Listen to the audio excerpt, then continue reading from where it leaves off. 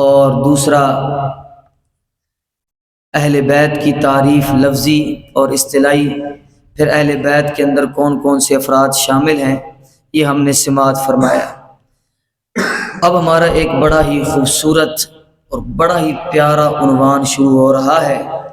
وہ عنوان یہ ہے کہ صحابہ کرام کی دین میں اہمیت، صحابہ کرام کی دین میں اہمیت، اور صحابہ کرام کو یہ عظمت کیوں ملی۔ جب اب ہم صحابہ کرام کہہ رہے ہیں تو اس کے اندر اہل بیت اور یہ سارے شامل ہیں، اب ہم نے سب کو شامل کیا، تو ان کو یہ عظمت کیوں ملی اور صحابہ کرام دین کے اندر کیوں ضروری ہیں۔ ہم کیوں زور دیتے ہیں کہ صحابہ کرام کے بغیر دین ادھورا ہے، دین مکمل نہیں ہے، مشکلات ہیں۔ تم صحابہ کرام سے اعتماد اٹھاؤ گے گویا تم نے قرآن و سنت سے اعتماد اٹھا دی ہے۔ اس کی کیا وجہ ہے؟ اس کی وجہ یہ ہے کہ اللہ تعالیٰ نے انسانیت کی فلاح و بہبود کے لیے انبیاء بھیجے پے در پے۔ آدم علیہ السلام آئے، پھر نوح علیہ السلام آئے، پھر ابراہیم علیہ السلام آئے، اور ہر نبی کو اللہ تعالیٰ نے صحیفے دیے، کئیوں کو کتابیں دیں، کئیوں کو صحیفے دیے۔ حضرت ابراہیم علیہ السلام کو صحیفہ دیا، سورہ اعلیٰ میں ذکر کیا صحف ابراہیم و موسیٰ۔ موسیٰ علیہ السلام کو بھی صحیفہ، کتاب کے علاوہ تورات کے علاوہ صحیفہ دیا، تو صحف ابراہیم و موسیٰ۔ کچھ عرصہ گزرا، کتاب کے اندر تبدیلی آئی، اللہ نے ایک اور نبی بھیجے، اللہ تعالیٰ نے داؤد علیہ السلام بھیجے، ان کو کتاب دی زبور۔ اب زبور کتاب کا کیا کام ہے؟ لوگوں کے آنے والے معاملات کے اندر اصلاح کرے، اور پیچھا جو حضرت ابراہیم علیہ السلام کا صحیفہ ہے اس کی تصدیق کرے۔ اس کی کیا کرے جی؟ تصدیق مطلب مور لگائے کہ اس صحیفے کے اندر کیا چیز غلط ہے، کیا چیز صحیح ہے، کیا چیز بعد میں لوگوں نے شامل کر دی ہے اور کیا اللہ نے نازل کی ہے۔ جو زبور کے مطابق ہوگی ثابت ہوا وہ اللہ نے نازل کی ہے، اور جو زبور کے مطابق نہیں ہوگی گویا وہ لوگوں نے اس کے اندر کیا کر دیا جی؟ رد و بدل کر دیا۔ تو یہ زبور ہے، یہ ابراہیم علیہ السلام کے صحیفے کا کیا بنے گا جی؟ مصدق، تصدیق کرنے والا۔ کیا بنے گا جی؟ تصدیق کرنے والا۔ آگے چلتے ہیں جی۔ زبور کے اندر رد و بدل ہو گیا، تعلیمات مٹتی چلی گئیں، تو اللہ نے پھر موسیٰ علیہ السلام کو تورات دے کے بھیجی۔ تورات کی خوبی بتائی، مصدقا لما بین یدیہ، تصدیق کرنے والی ہے پہلوں کی۔ موسیٰ علیہ السلام اور حضرت ابراہیم علیہ السلام کے صحیفوں اور کتابوں کی تصدیق کہ کون سی چیز اس کے اندر لوگوں نے شامل کی ہے، کون سی اللہ نے نازل کی ہے، کون سی صحیح ہے، کون سی غلط ہے۔ یہ تصدیق کرنے والی کون سی کتاب تھی جی؟ تورات تھی۔ اچھا، تورات یہودیوں نے کیا کیا؟ اپنے ہاتھوں سے لکھا اور کہا کہ ھذا من عند اللہ وما هو من عند اللہ، کہتے تھے یہ اللہ کی جانب سے نازل ہوا ہے، حالانکہ اللہ کی جانب سے نازل نہیں ہوتا تھا۔ یہ انہوں نے تحریف کرنا شروع کی، رد و بدل کرنا شروع کی۔ اللہ نے کیا کیا؟ تورات کے رد و بدل ہونے کے بعد انجیل حضرت عیسیٰ علیہ السلام کو دی۔ ایسا ہی ہے جی۔ انجیل کے بارے میں کیا کہا؟ وَقَفَّيْنَا مِن بَعْدِهِ بِالرُّسُلِ، ابراہیم علیہ السلام کے بعد ہم نے پے در پے رسول بھیجے، اور وہ کیا تھے؟ رسولوں کو ہم نے کتابیں دی۔ پھر ہم نے عیسیٰ علیہ السلام بھیجا۔ ان کو جا کو یار خاموش ہو جاؤ، درس ہو رہا ہے، اندر نہیں بیٹھتے ہیں اور باہر شور کرتے ہیں۔ ہم نے عیسیٰ علیہ السلام کو بھیجا، وَآتَيْنَاهُ الْإِنْجِيلَ فِيهِ هُدًى وَنُورٌ، اس کے اندر ہدایت بھی تھی، نور بھی تھا۔ وَمُصَدِّقًا لِمَا بَيْنَ يَدَيْهِ مِنَ التَّوْرَاةِ، اور جو پہلے تورات گزر چکی ہے اس کی تصدیق کرنے والی کیا چیز تھی جی؟ انجیل۔ اچھا، حضرت ابراہیم علیہ السلام کی صحیفے کی تصدیق کس نے کی جی؟ زبور میں۔ زبور کے اندر رد و بدل ہوا، صحیح غلط کی تصدیق کرنے کے لیے کون آیا جی؟ تورات۔ تورات کے اندر تعریف ہوئی، صحیح غلط کی تصدیق کرنے کے لیے کون آئی جی؟ انجیل۔ انجیل کے اندر رد و بدل ہوا، اللہ نے قرآن نازل کیا۔ کیا نازل کیا جی؟ قرآن۔ قرآن کی صفت ہے مصدقا لما بین یدیہ، یہ پہلے رسولوں کی بھی تصدیق کرتا ہے کہ کون سا رسول ہے اور کون سا نہیں، اور پہلی کتابوں کی بھی تصدیق کرتا ہے کہ تورات انجیل میں کیا صحیح ہے اور کیا غلط ہے۔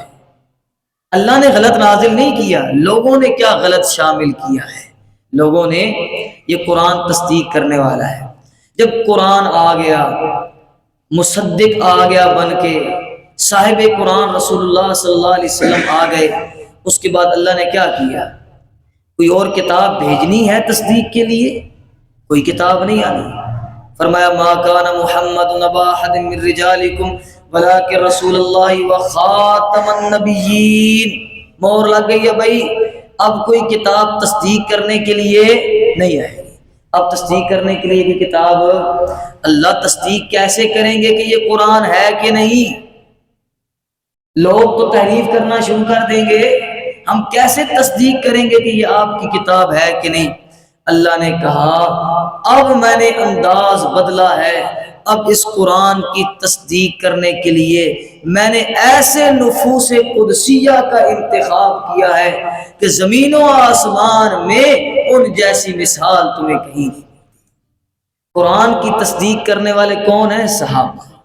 کون ہے جی؟ نفوس پاک نفوس اللہ نے انتخاب کیے، اب وہ اس قرآن کی تصدیق کریں گے۔ اب مجھے بتائیں کہ اگر ابراہیم علیہ السلام کے صحیفے کو ثابت کرنا تھا تو ہمیں تورات کا سہارا لینا تھا، تورات کو ثابت کرنا تھا تو ہمیں انجیل کا سہارا لینا تھا، انجیل اور تورات اور صحف ابراہیم کو ثابت کرنا ہے تو ہمیں قرآن کا سہارا لینا ہے، اور قرآن کو ثابت کرنا ہے تو کس کا سہارا؟ صحابہ کا۔ اور اگر صحابہ اکرام سے اعتماد اٹھ گیا، لوگوں کو بدظن کر دیا، کہا جی وہ معاذ اللہ فاسق تھے، وہ عہدوں کے پیچھے بھاگتے تھے، وہ دنیا پرست تھے، وہ نبی علیہ السلام کے ساتھ معاذ اللہ مفاد کے لیے شامل ہوئے تھے، مجھے بتائیں اس قرآن کے اوپر ایمان رہے گا؟ مجھے بتائیں ایک بات کہ دنیا پرست آدمی ایک چیز جمع کر رہا ہے تو اس کے اندر وہ کیا لے کر آئے گا؟ اپنے مفاد کی چیزیں لے کر آئے گا یا اللہ کی چیزیں لے کر آئے گا؟ اپنے مفاد کی چیزیں لے کر آئے گا۔ دنیا پرست آدمی، اگر صحابہ اکرام دنیا پرست ہیں تو پھر معاذ اللہ تم قرآن کھول کے کیوں بیٹھے ہو؟ بند کرو اس کو، ایک نئی کتاب لاؤ 12ویں امام سے، سرہ مرہ جس غار کے اندر وہ چھپا ہوا اسے لے کر آؤ۔ پھر سنت پر اعتماد کیوں؟ پھر بخاری مسلم کے رٹے کیوں؟ ہاں بخاری مسلم ترمذی ابو داؤد نسائی ابن ماجہ سب کی اہمیت تب ہے جب بیچ میں صحابی موجود ہو، صحابی نہیں تو روایت معلق منقطع، اس روایت کی اہمیت ہی نہیں محدثین کے ہاں جب تک سند کے اندر تم صحابی نہیں لے کر آؤ گے۔ اور قرآن بھی اس وقت تک ہمارے سامنے، ہمارا ایمان اس کے اوپر مسلم نہیں ہو سکتا جب تک ہم درمیان میں صحابہ کرام کو نہ لے کر آئیں۔ یہ اتنی اہمیت ہے، اور لوگوں نے کہا کہ عنوان ہی اہم نہیں ہے، پتہ نہیں لوگ صحابہ صحابہ کیوں کرتے رہتے ہیں۔ صحابہ صحابہ اس لیے کرتے ہیں کہ پورا دین ہی صحابہ کے سروں پر کھڑا ہوا ہے۔ ایک صحابی سے بد اعتمادی، ایک صحابی سے دین کی دیکھیں قطرہ قطرہ کر کے سمندر بنتا ہے۔ ایک صحابی نے ایک روایت کی، دوسرے نے 2 کی، تیسرے نے 4 کی، کسی نے 100، کسی نے 200، ان سب روایتوں کو جمع کر کے ہمیں دین جمع ہوا ہے ہمارے پاس۔ اور ابھی ہم سماعت فرماتے ہیں کہ انہوں نے کیسے یہ محنتیں کی ہیں۔ اگر ایک روایت بھی ہم جانے دیں، ایک آیت بھی قرآن کی جانے دیں تو صحابہ کرام پر اعتماد اٹھا تو پھر پوری شریعت سے کیا ہو جائے گا جی؟ اعتماد اٹھ جائے گا۔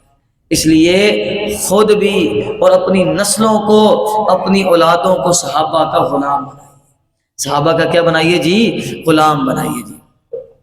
ہاں دین صرف کربلا تک بند نہیں ہے، دین صرف جنگ جمل صفین نیروان کا نام نہیں ہے کہ تم ویڈیو کھول کے بیٹھ جاتے ہو کہ دین اس کا نہیں ہے۔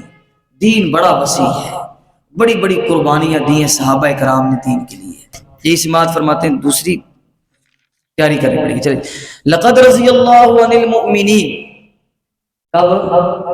یہ صلح حدیبیہ کی بات ہے۔ کس کی بات ہے جی؟ صلح حدیبیہ کی بات ہے کہ کیا ہوا؟ نبی کریم صلی اللہ علیہ وسلم حدیبیہ کے موقع پر گئے، ہم پورا واقعہ سماعت فرمائیں، ابھی صرف اس آیت کو عنوان سماعت فرمائیں۔ آپ صلی اللہ علیہ وسلم نے سیدنا عثمان کو بھیجا، جاؤ ان سے مذاکرات کر کے اور بات کر کے۔ افواہ پھیلا دی گئی کہ سیدنا عثمان رضی اللہ تعالیٰ عنہ کو کیا کر دیا گیا ہے جی؟ شہید کر دیا گیا۔ کیا کر دیا گیا جی؟ شہید کر دیا گیا۔ سیدنا عثمان رضی اللہ تعالیٰ عنہ کو شہید کر دیا گیا۔ جب یہ خبر پہنچی، وہ جو آیت ہے وہ سورہ حجرات میں، اس سے اگلے صفحے پر ہے، میں بھی کہوں کیوں مکس ہوگی۔ اچھا، سیدنا عثمان رضی اللہ تعالیٰ عنہ کے متعلق خبر پہنچی کہ وہ شہید ہو گئے۔ نبی کریم صلی اللہ علیہ وسلم نے فرمایا عثمان کو شہید کر دیا ہے؟ ہم قسمیں کھاتے ہیں کہ ہم عثمان کے خون کا بدلہ لیے بغیر واپس نہیں جائیں، عثمان کے خون کا بدلہ لیے بغیر۔ اور آپ صلی اللہ علیہ وسلم نے درخت کے نیچے 1400 صحابہ کو بٹھایا۔ کتنے؟ 1400 صحابہ۔ اور 1400 صحابہ نے سیدنا عثمان رضی اللہ تعالیٰ عنہ کے خون پر بیعت کی کہ ہم اپنی گردنیں کٹوا دیں گے لیکن عثمان کے خون کا انتقام، عثمان کے خون کا بدلہ لے کے جائیں گے۔ اور نبی کریم صلی اللہ علیہ وسلم جب بیعت لے رہے ہیں تو بیعت کیسی ہے کہ آپ صلی اللہ علیہ وسلم درخت کے نیچے بیٹھے ہوئے ہیں، آپ کا ہاتھ یوں ہے، صحابہ آتے ہیں آپ کے ہاتھ کے اوپر ہاتھ رکھتے ہیں اور کہتے ہیں کہ اے نبی اللہ صلی اللہ علیہ وسلم، ہم عثمان کے خون کا بدلہ لیں گے، ہماری جان کی کوئی اہمیت نہیں، چلے جاتے ہیں۔ دوسرے صحابی آتے ہیں، بیعت کرتے ہیں، تیسرے صحابی آتے ہیں، بیعت کرتے کرتے کتنے صحابہ نے بیعت کی ہے جی؟ 1400 صحابہ نے بیعت کی ہے۔ ان 1400 صحابہ کے بیعت کے بعد اللہ کہہ رہا ہے کیا میرے محبوب صلی اللہ علیہ وسلم یہ جب بیعت کر رہے تھے نا، نیچے آپ کا ہاتھ تھا، اوپر ان 1400 کا ہاتھ تھا، اور اس کے اوپر میں اللہ کا ہاتھ تھا۔ اس کے اوپر کس کا ہاتھ تھا؟ میں اللہ کا ہاتھ تھا، میری تائید شامل تھی۔ اور پھر اللہ کی جانب سے اعلان سنیے، ہاں بنو امیہ چپتے ہیں، سیدنا عثمان کون ہے؟ پھر ہم اس کی نتیجہ نکالتے ہیں، سنیں اس آیت کو۔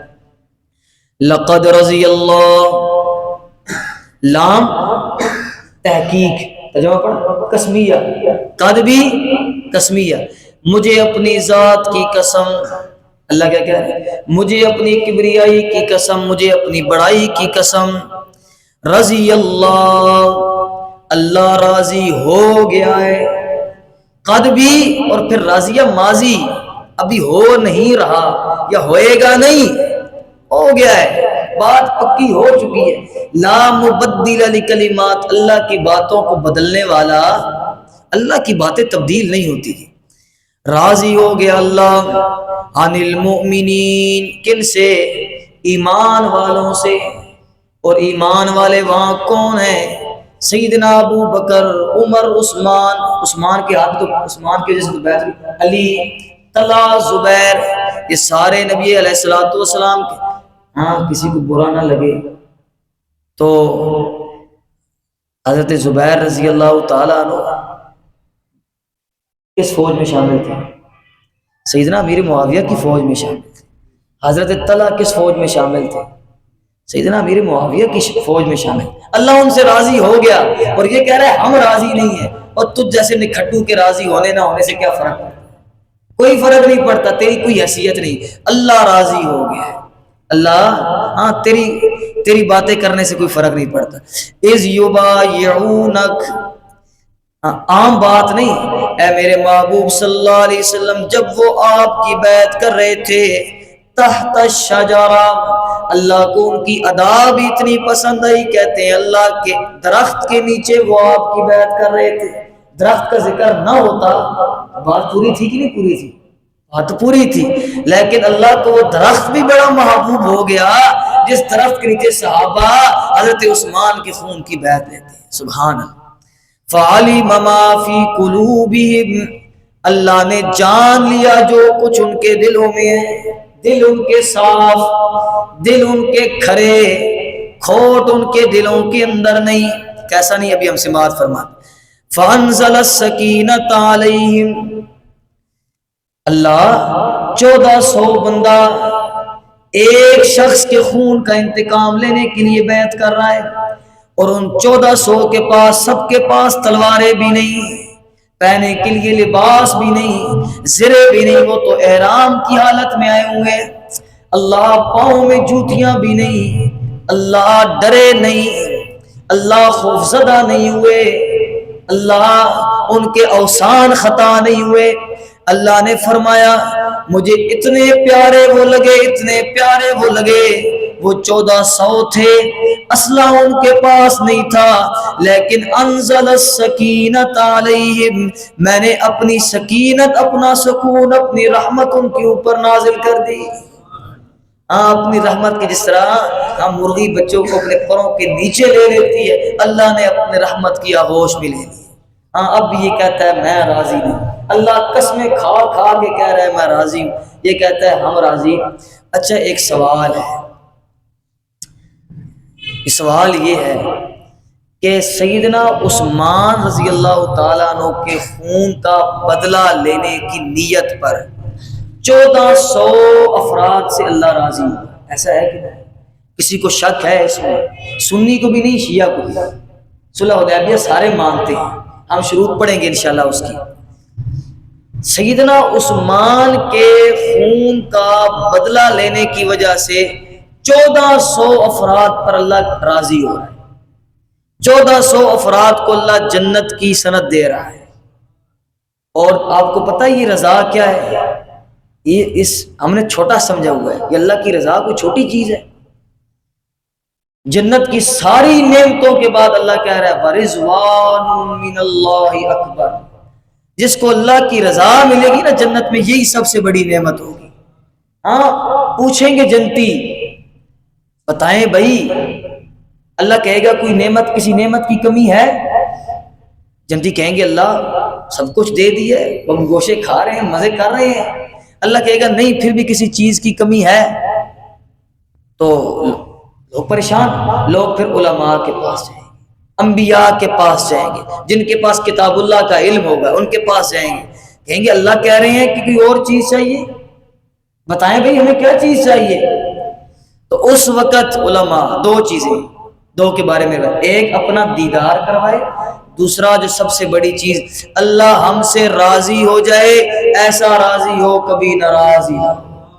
اور یہ جو اللہ کی رضا ہوگی کہ میں اب راضی ہوں، کبھی ناراض نہیں ہوں گا، یہ ساری جنت کی نعمتوں سے بڑی نعمت ہوگی۔ اور دنیا کے لوگوں، اور یہ ہمیں رضا جنت میں ملے گی، پتہ نہیں ملے گی کہ نہیں ملے گی، اللہ نصیب کرے۔ صحابہ وہ ہیں جن کو اللہ دنیا میں رضا کی مہر دے رہا ہے، سندے دے رہا ہے۔ اللہ صحابہ، ہمیں جنت میں جا کے رضا پتہ نہیں ملے نہ ملے، ہاں ہم پتہ نہیں جنت میں جائیں نہ جائیں، مستحق بن، اللہ ہمیں امید ہے اللہ ہمیں جنت میں بھیجے۔ جنت میں سب سے آخری نعمت جو ہمیں ملے گی وہ اللہ کی رضا ملے گی، رضوان من اللہ اکبر۔ اور صحابہ وہ ہیں جن کو اللہ دنیا میں ہی رضا کی سندیں دے رہا ہے۔ لقد رضی اللہ عن المؤمنین، اللہ ایمان والوں سے راضی ہو گیا۔ اے میرے محبوب، جب وہ درخت کے نیچے بیٹھ کے آپ کے ہاتھ پر بیٹھ کر رہے تھے، سبحان اللہ جی۔ اسی کا اگلا صفحہ جی، کیوں اللہ کیوں راضی ہوا؟ اللہ راضی اس وجہ سے ہوا، اللہ اکبر، لیکن اللہ حبب الیکم الایمان، لیکن اللہ حبب الیکم الایمان، اللہ ہر بندہ اپنے لیے ایمان کا انتخاب کرتا ہے، ہر بندہ اپنے لیے نماز پڑھنے کا انتخاب کرتا ہے، ہر بندہ اپنے لیے روزہ رکھنے کا انتخاب کرتا ہے۔ صحابہ وہ نفوس قدسیہ ہیں کہ ایمان کے لیے اللہ نے صحابہ کا انتخاب کیا۔ ایمان کے، ہاں میرا ایمان خوبصورت بنے گا تب جب صحابہ اس ایمان کے اندر داخل۔ اللہ اکبر، انداز قرآنی تو دیکھیں، ابھی سماعت فرمایا آپ نے مولوی صاحب کی بات کہ ہر ایک کے وقت اللہ کہتا ہے اس نے توبہ کی تو پھر اللہ نے رحمت نازل کی، فلانے نے توبہ، اور اللہ کہہ رہا ہے جب صحابہ کی باری آئی تو لقد تاب اللہ علی النبی والمؤمنین والمہاجرین، اللہ نے خود ہی رحمتیں نازل کر دی۔ اللہ نے کہا انداز بدلے گا صحابہ کے ساتھ، صحابہ کے ساتھ کیا؟ تو ایمان کو خوبصورت دیکھیں، ہم گھر بناتے ہیں نا تو ہم اپنے کسی استاد کو، کسی پیر صاحب کو کہتے ہیں جی آپ اس گھر کے اندر آئیں، کیوں؟ وہ کہے گا گھر آپ نے بنایا ہے، آپ رہیں، کہے گا نہیں، جب آپ میرے گھر میں آئیں گے تو میرے گھر کی اہمیت بڑھ جائے گی، جب آپ میرے گھر میں آئیں گے تو میرے گھر کی کیا ہو جائے گی؟ اہمیت بڑھ. یہ جیسے پیار ہوتا ہے، بندہ کہتا ہے میرے گھر کی اہمیت بڑھاؤ، آؤ میرے گھر میں. اللہ کہتا ہے صحابہ وہ نفوس قدسیہ ہیں کہ ایمان کو خوبصورت بنانے کے لیے میں نے صحابہ کا انتخاب. صحابہ کو خوبصورت بنانے کے لیے ایمان کا نہیں، بلکہ ایمان کو خوبصورت بنانے کے لیے کس کا انتخاب کیا جی؟ صحابہ کا. سبحان اللہ. وَزَيَّنَهُ فِي، عمارت بن گئی. ہاں صحابہ کرام کے لیے گھر انتخاب کر لیا، کون سا؟ ایمان والا. اس کے بعد پھر کیا کرتا ہے بندہ؟ گھر کو ڈیکوریشن کرتا ہے، لائٹیں لگاتا ہے، اس کو خوبصورت بناتا ہے، اس کو مزین کرتا ہے تاکہ جب آنے والا اس کے اندر آئے تو راضی ہو کے جائے، خوش ہو کے جائے. اللہ کہتا ہے پھر میں نے ایمان والا، پہلے ایمان والا گھر صحابہ کے لیے مختص کیا، پھر وَزَيَّنَهُ فِي قُلُوبِكُمْ، میں نے ان کے دلوں کے اندر اس ایمان کو سجایا بھی اور سنوارا. خود سنوارا اللہ نے ایمان کو صحابہ کے دل. وَكَرَّهَ إِلَيْكُمُ الْكُفْرَ وَالْفُسُوقَ وَالْعِصْيَانَ، میں نے کفر کو، نافرمانی اور فسق کو، والعصیان اور نافرمانی کو میں نے ان سے ناپسند کر دی ہے. ہاں کفر، فسق اور عصیان ناپسند کر دیا ہے. ہاں کفر، عصیان اور فسق صحابہ کے قریب نہیں آ سکے. ہاں یہ ہم بات پڑھیں گے کہ صحابہ محفوظ ہیں، تو محفوظ کا کیا مطلب ہے یہ انشاءاللہ ہم کل پڑھیں گے. آج تم نے ویسے ہی شروع کیا اور یہ آیتیں کھل گئی، مولوی صاحب نے شروع کیا تو ہم بھی یہی چل پڑھیں. آگے کیا فرمایا؟ اولئک هم الراشدون، آخری بات وہ پلے باندھے. اولئک هم الراشدون، او کائنات والو سارے نبی کے صحابہ رشد و ہدایت والے. سارے نبی کے صحابہ کیا ہیں جی؟ راشدون ہیں، ہدایت کے علمبردار ہیں، ہدایت کے سردار ہیں، ہدایت کے ثریا ستارے ہیں. آمنو بمثل آمنتم بہ فقد اہتدوا، تمہارا ایمان تو قبول ہی نہیں ہے جب تک تم صحابہ جیسا ایمان نہ لے کر. ہمارا ایمان قابل آمنو بمثل ما آمنتم بہ فقط، ہدایت یافتہ تب ہوں گے جب صحابہ جیسا ایمان لیں گے. آمنو کما آمن الناس، ایمان لاؤ جیسے ایمان لائے لوگ. کون سے لوگ؟ ابو بکر، عمر، عثمان، علی، طلحہ، زبیر، مغیرہ ابن شعبہ، مصعب بن عمیر، یہ لوگ ایمان لائے. ان جیسا ایمان لاؤ تب تمہارا ایمان قابل قبول ہوگا. کیوں؟ کیونکہ حبب الیکم الایمان، ساری کائنات نے اپنے لیے ایمان کا انتخاب کیا، اور ایمان کے آئیڈیل کے طور پر اللہ نے جن کا انتخاب کیا اس نفوس قدسیہ جماعت کو کیا کہتے ہیں جی؟ صحابہ کرام کہتے ہیں. صحابہ کرام کی دین میں اہمیت اس لیے ضروری ہے کہ ہمارا ایمان ہی صحابہ کے بغیر مکمل نہیں. قرآن بھی صحابہ کے بغیر اس کی ہم تصدیق نہیں کر سکتے، تائید نہیں کر سکتے. اس عنوان کو ہم انشاءاللہ کل باقاعدہ سے بات فرمائیں گے. آج بس ویسی برکت کے لیے، لیکن برکت بھی آدھے گھنٹے کی ہو گئی ہے. اللہ تعالیٰ قبول فرمائے جی. اللہ تعالیٰ ہماری محنتوں کو